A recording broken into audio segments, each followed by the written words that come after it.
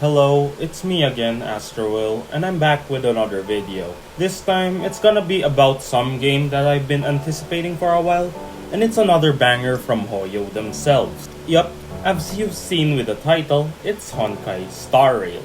It's a turn-based RPG that is a spin-off sibling of MiHoYo's other game called Honkai Impact 3rd. Since, well, one of the guys who came from 3rd is here in Star Rail.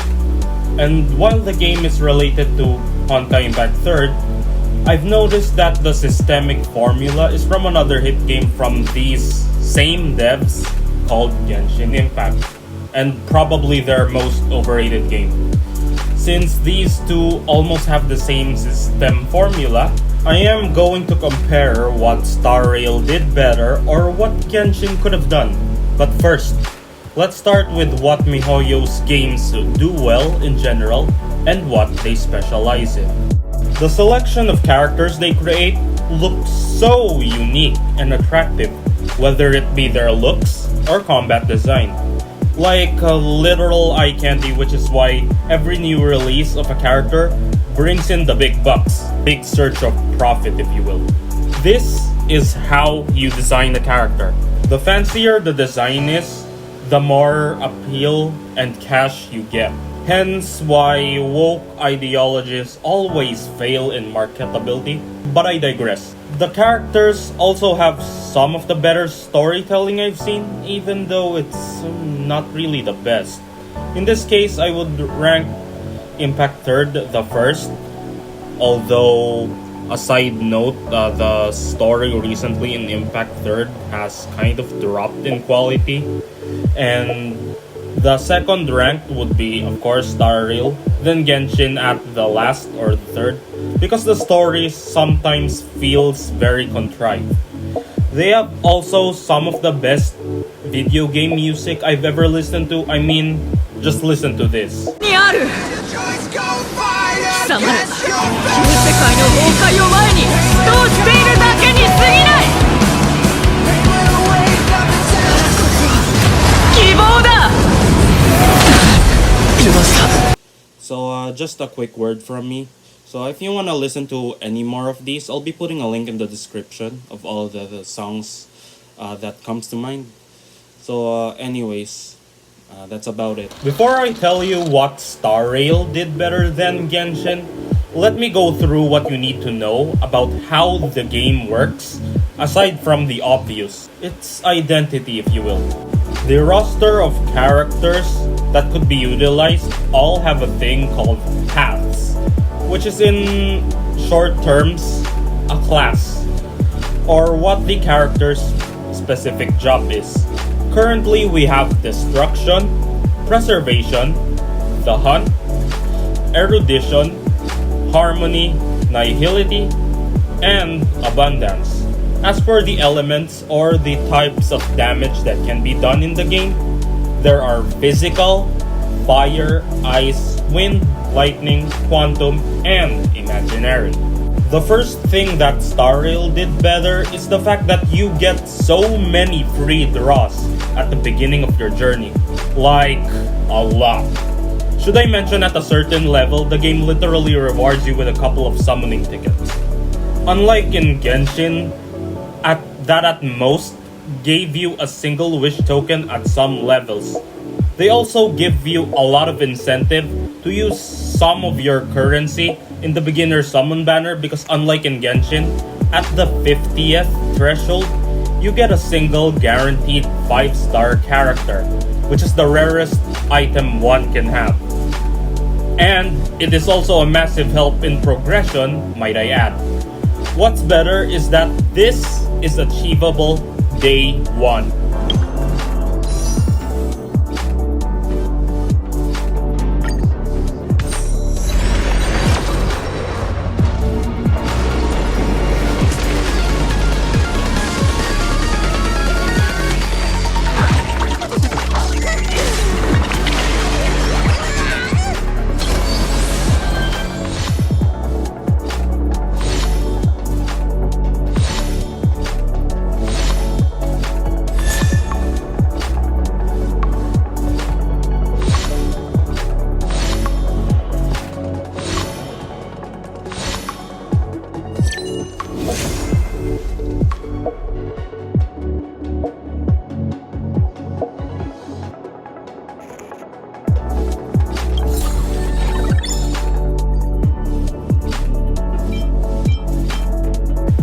What Genshin did not do here is the fact that beginner summons are completely ignorable, since you don't get anything worthy after 20 draws, and you need sheer luck for something even colored bright gold to drop.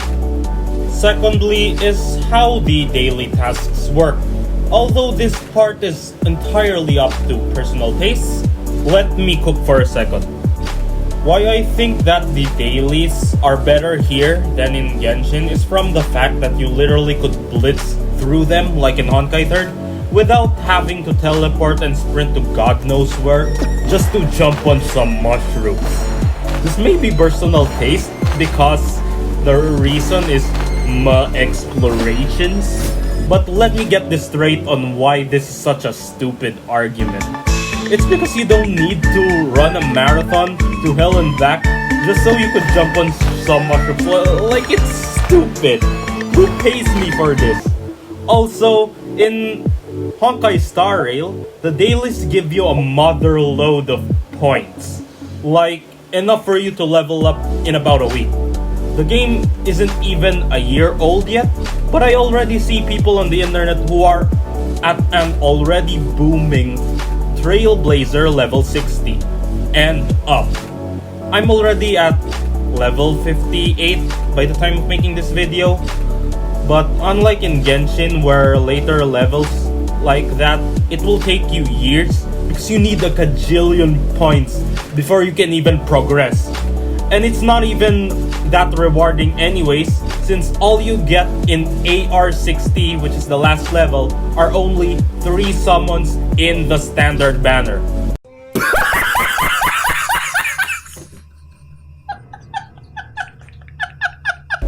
You must be kidding me, since AR60 is like the pinnacle here. And you're telling me that you need billions of experience points for this abysmal garbage. Just so you know, 3 fate tokens does not mean crap in a game where it literally takes like 75 to 90 draws to get something of actual value. And the game is already like 2.5 years old already, so no one cares about the standard wish banner. I'm not saying that they should give us that much, but at least give us 10 pulls. It's not an economic loss anyway, and it's better than a measly 3 fate tokens. So lastly is the durability or tenacity system, or I'll just call it weakness system for simpler terms. Let me explain how this works. So all of the enemies have a white bar on top of their HP called toughness, resilience, armor, or any other fancy word you want to call it. The point here is that the white bar reduces their incoming damage taken.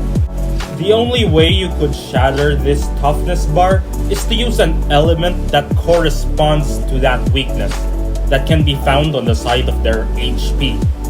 But after a certain turn, this toughness regenerates back to its full state. Due to this type of system being implemented into the game, power creeping is not very rampant in this game, and every single character can find purpose and is rather competent. Power creep is a term that is defined when a brand new character outpaces their predecessors in terms of what they are capable of. Then this cycle continues until the oldest bunch of the roster are completely obsolete and made relevant, to the point where some people even forget that they are even part of the roster.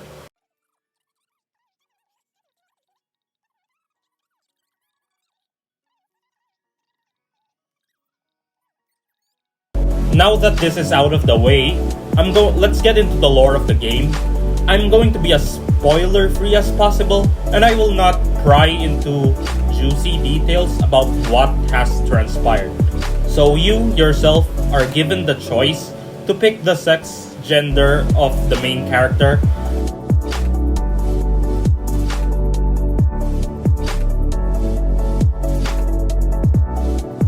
Then you become a trailblazer traveling to help other planets with the use of a space traveling train.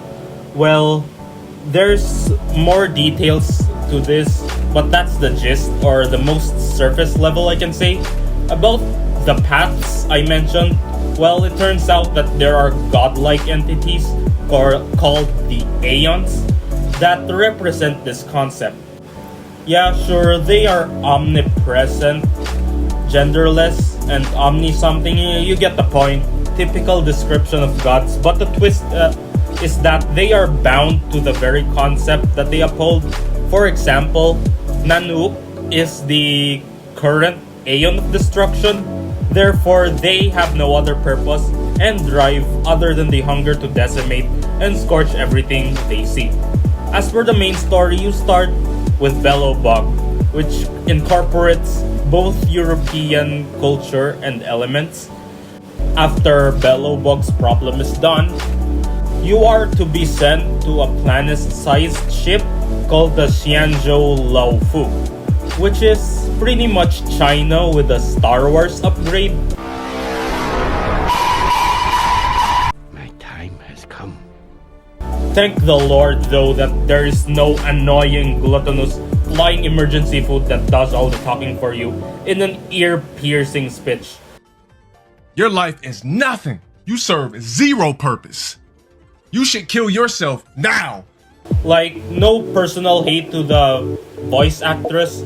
I know for a fact that she was asked by Hoyoverse to scream into the mic to destroy your ears. But yeah, that isn't her fault. And not to mention, she also gaslights you into thinking that you picked the wrong dialogue option in case that you're a gray side realist. The main protagonist of Honkai Star Rail has more personality and charm than that of the empty blondie husk we call the Traveler.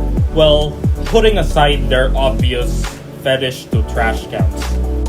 To conclude this video, I'll be summing up all the good points and the bad points. Then I'll come up with a non-biased verdict as much as possible. The score I'm going to give is going to be a 95. Overall, I really enjoyed the game, even when I'm not that much of a turn-based battle games fan. The only other title I've played similar to that of Honkai Star Rail was South Park Fractured Butthole. The reason I did not give them a 98 or 100 is because the game has some flaws.